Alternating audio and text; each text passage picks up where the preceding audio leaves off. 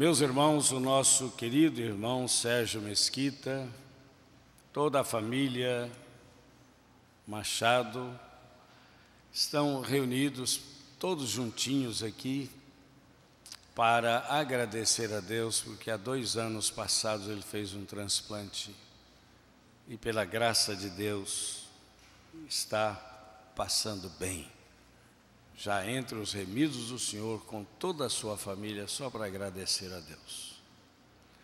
Também lembrar que a UPH se reuniu hoje às 17h30 e teremos uma jovem adolescente falando aos homens da igreja, UPH. Então, queremos dizer aos adolescentes aqui, pais e avós de adolescentes, hoje é o dia de estar juntos na UPH. Vamos ouvir uma jovem de 14 anos dando o seu testemunho de vida. Que Deus muito nos abençoe. Eu quero neste momento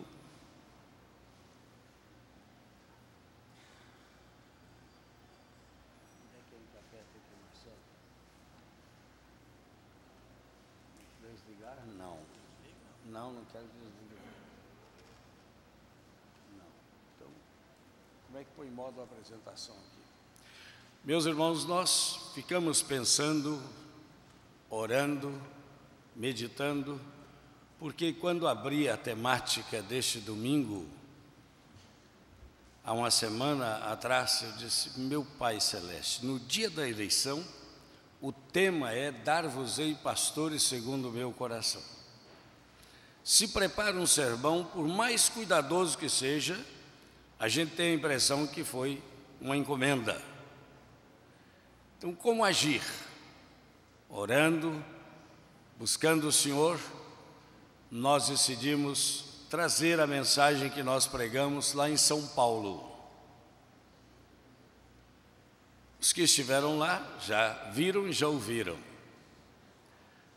Mas depois, ao correr do tempo, durante todo o tempo que nós estamos juntos aqui, sinto que a prudência é a gente fazer apenas uma proclamação.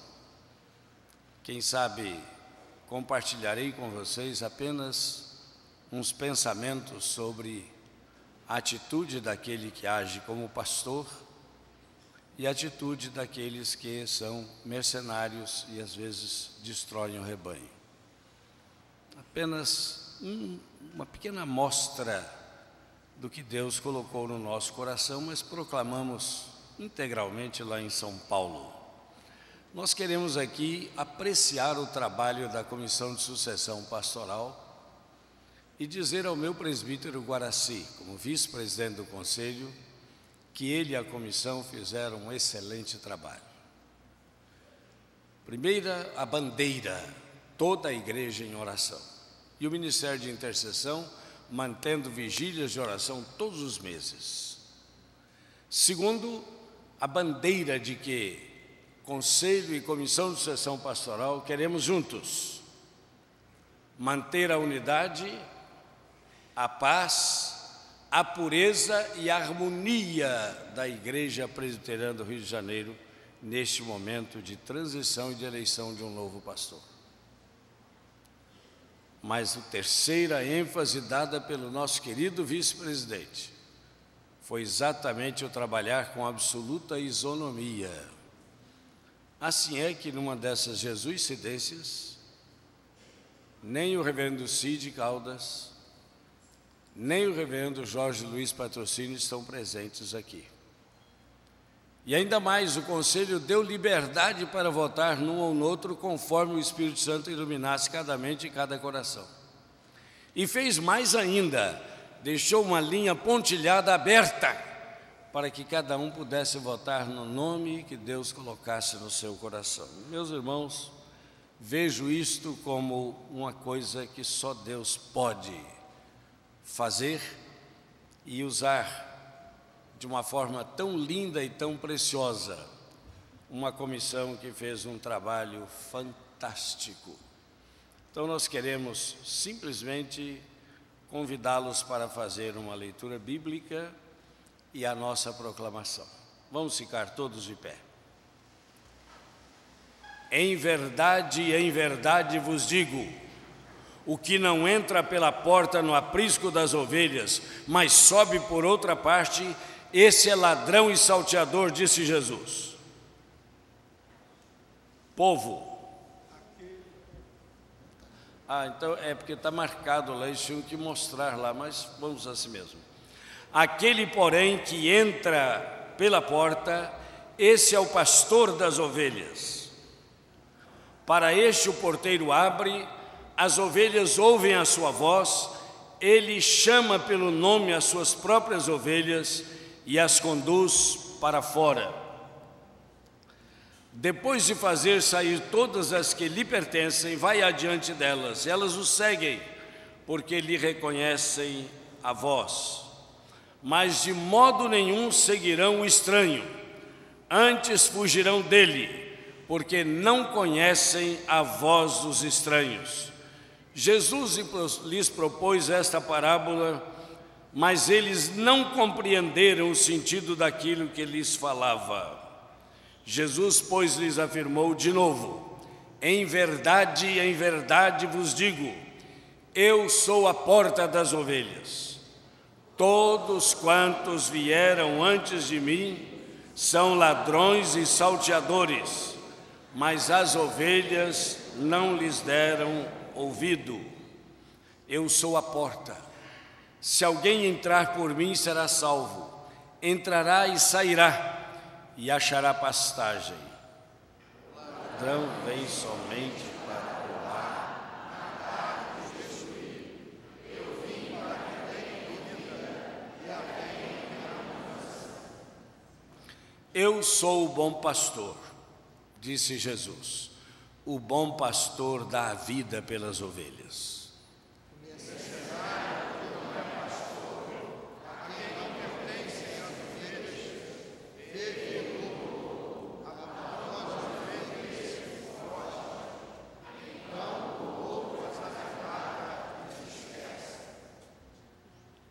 O mercenário foge porque é mercenário e não tem cuidado com as ovelhas. Eu sou o bom pastor, conheço as minhas ovelhas e elas me conhecem. Assim como o Pai me conhece a mim, eu conheço o Pai e dou a minha vida pelas ovelhas.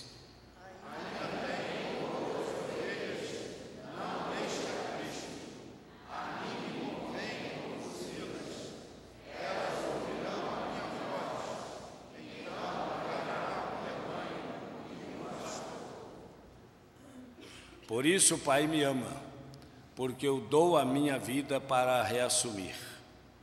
Ninguém a retira de mim, pelo contrário, eu espontaneamente a dou. Tenho autoridade para entregar e também para reavê-la. Este mandado de ser filho de meu Pai. Todos juntos. Dar-vos-ei pastores segundo o meu coração, que vos apacentem com conhecimento e com inteligência. Amém. Sentai-vos, irmãos, com a Bíblia ainda aberta.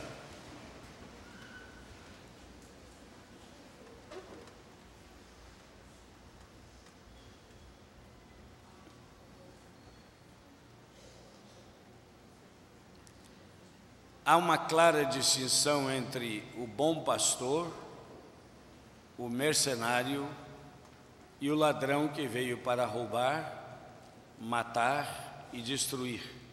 E Jesus, o bom pastor, veio para que eu e você tenhamos vida e vida em abundância. Se nós observarmos bem, mercenário e ladrão não entram pela porta, pulam o muro. Mas o pastor não. Ele não só entra pela porta, mas ele é a porta. Porque o aprisco só tem uma entrada que serve também de saída, assim como esta igreja. Nós não chamamos aquela porta de saída, é a porta por onde nós entramos e eventualmente saímos também.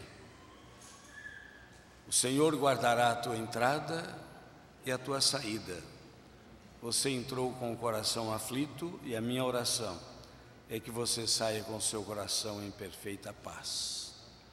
Porque ovelhas de Cristo sabem ouvir a voz de Cristo. Não conseguem dar ouvido à voz de estranhos, exceto se elas estiverem doentes. O bom pastor entra pela porta, é recebido e acolhido pelo porteiro, as ovelhas reconhecem a sua voz, sentem o cheiro do pastor e o pastor fica com cheiro de ovelha. Não vou usar o termo que vocês já conhecem. Pastores segundo o coração de Deus têm cheiro de ovelha e alma de pastor. Aqueles que não estavam presentes assim, pode dizer qual é o termo. É que estava lá em Israel e um guia diz o seguinte: esse negócio de cheiro de ovelha, na verdade ninguém gostava de ficar perto de pastor não, de tanto dormir junto das ovelhas, ele pegava a nhaca, aquele cheiro ardido das ovelhas. Eu gostaria de dizer que, graças a Deus, só tenho aqui ovelhas perfumosas. O pastor chama as ovelhas pelo seu nome, elas reconhecem a voz do pastor, porque pastor, segundo o coração de Deus, sabe detectar o estado espiritual de cada ovelha. Se a pessoa está aflita, ele traz uma palavra de paz. O bom pastor conduz as suas ovelhas para fora do aprisco, levando para as águas de descanso, alimentando-as de um alimento genuíno da palavra de Deus. O pastor, segundo o coração de Deus, precisa ter unção, autoridade e poder. O mercenário trabalha por dinheiro apenas. Ele, quando vê vir o lobo, ele abandona as ovelhas e foge. Foge porque ele não tem cuidado das ovelhas, ele está trabalhando pela côngrua, pelo dinheiro. Agora, o pastor, segundo o coração de Deus, zela pelo rebanho. Ele está segurando a ovelha nos braços e nessa figura aí, talvez você que esteja distante não esteja percebendo, ele está afugentando o lobo. É assim que age um pastor segundo o coração de Deus. O ladrão entra por outra parte, pula o muro e vem somente para roubar, matar e destruir. O bom pastor Jesus veio para que tenhamos vida e vida plena, vida feliz e abençoada. O pastor, segundo o coração de Deus, imita Cristo e chega mesmo a perguntar: em meu lugar, face a essa ofensa que eu recebi, como agiria Jesus? Como reagiria Jesus? Isso é necessário, porque isso põe às vezes um freio para que o pastor não solte também as suas emoções. Ele pensa antes de falar, ele tem cuidado com o que fala e não usa a palavra para ferir ninguém. O bom pastor dá vida pelas ovelhas. O pastor, segundo o coração de Deus, ele deixa-se gastar na obra do Senhor. Ele serve a igreja por amor a Cristo. Pastor, segundo o coração de Deus, faz por amor o que não faria por dinheiro. O bom pastor olha para o alto e glorifica a Deus. Olha para dentro e arrepende-se. Olha para fora e age com amor, com unção e autoridade. O ministério de um pastor, segundo o coração de Deus, vai além das quatro paredes. São pastores segundo o coração de Deus.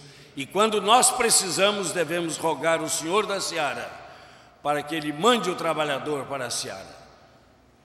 E ao mesmo tempo nós temos pastores sem campo, que é um maior absurdo, porque enquanto existir uma alma sem Cristo, um município sem uma presença reformada, cristã, evangélica, há campo para quem quer trabalhar. E o outro drama é que nós temos às vezes ovelhas que estão olhando para o cajado caído aí no chão e perguntando: onde está o pastor? E às vezes até o pastor existe, mas a pergunta é essa: onde ele está? Ao invés de rogar o Senhor da seara, ficam pedindo ao presidente do Supremo Conselho, do sínodo, a outros líderes que indiquem nomes para aquela igreja. Esquecem-se de que o Deus eterno tem uma palavra profética: dar-vos-ei pastores segundo o meu coração. Então, pastor segundo o coração de Deus é mandado por Deus, e é reconhecido no temor do Senhor e na unção do Espírito Santo. Esses apacentam com conhecimento intelectual, têm boa formação, têm cultura e têm piedade. É uma combinação difícil de achar. Deus nos livre dos executivos da fé, que não têm compromisso com a transparência nem com a ética. E é fácil você perceber isto. Pastores segundo o coração de Deus apacentam ovelhas, e ovelhas que não são nossas, são de Cristo, com unção, autoridade e poder. Mas a unção é do Espírito Santo e não nossa. A autoridade é da palavra de Deus e não do pregador. E o poder vem do alto. Quando isso acontece, a igreja sente a diferença. Pastores segundo o coração de Deus estão sempre do lado da solução e sempre perguntam: você é parte do problema ou da solução? Concluindo, vejamos uma palavra profética, quando Ezequiel diz: profetiza contra os pastores infiéis. Filho do homem, dize-lhes: ai dos pastores que se apacentam a si mesmos. É só você abrir a sua Bíblia em Jeremias e você vai perceber isso no capítulo 3, versículos de 1 a 4. Vocês não acham que eles deveriam apacentar as ovelhas de Cristo? É evidente que sim. O que eles fazem? Comem a gordura, vestem-se da lã, arrancam a pele, degolam o cevado e fazem um bom churrasco. A ovelha fraca eles não querem fortalecer, doente dá trabalho, e quando demora muito não dá para ficar visitando todo dia, todo mês, toda semana. Ovelhas desgarradas sabem o caminho da igreja, dominam ditatorialmente o rebanho, agem com rigor e com dureza, dispersam as ovelhas e elas se tornam presa fácil do lobo. Este é o perfil dos pastores que desagradam a Deus e destroem o rebanho. Por isso eu gostaria de citar, com muito temor e tremor, alguns pensamentos de Osmar Ludovico, um pastor muito experiente. Você está vendo uma cabeça de ovelha, mas é só a capa. Por baixo aqui está o nariz, o focinho do lobo. Pastores buscam o bem das ovelhas. Lobos buscam os bens das ovelhas. Segundo, leiam os irmãos. Pastores são ensináveis. Lobos são donos da verdade. Pastores ajudam as ovelhas a se tornarem adultas. Lobos perpetuam a infantilização das ovelhas. Vocês,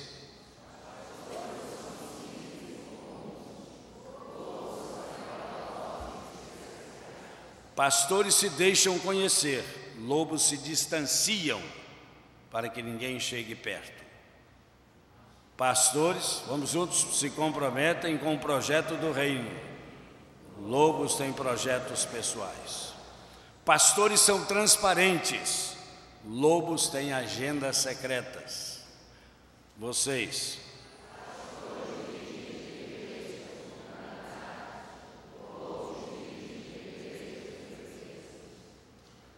pastores ajudam as ovelhas a seguir livremente a Cristo.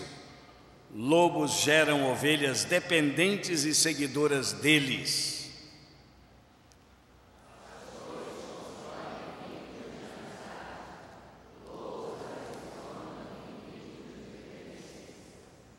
Por fim, meus irmãos, apenas para terminar esta proclamação, é Deus quem nos faz pastores segundo o seu coração. Vamos orar para que aquele que já está em processo de votação seja escolhido segundo o coração de Deus. É preciso ter e cultivar uma consciência vertical do chamado de Deus. Ser pastor segundo o coração de Deus. É preciso dizer e mostrar isso. A minha consciência é cativa do Senhor. E se eu sei que não é seguro agir contra a consciência, eu busco sempre a direção de Deus. O pastor segundo o coração de Deus serve a igreja por amor a Cristo. e o seu maior esforço é agradar a Cristo e não aos homens, ser fiel à palavra de Deus, fazer a vontade de Deus, ter consciência do seu chamado.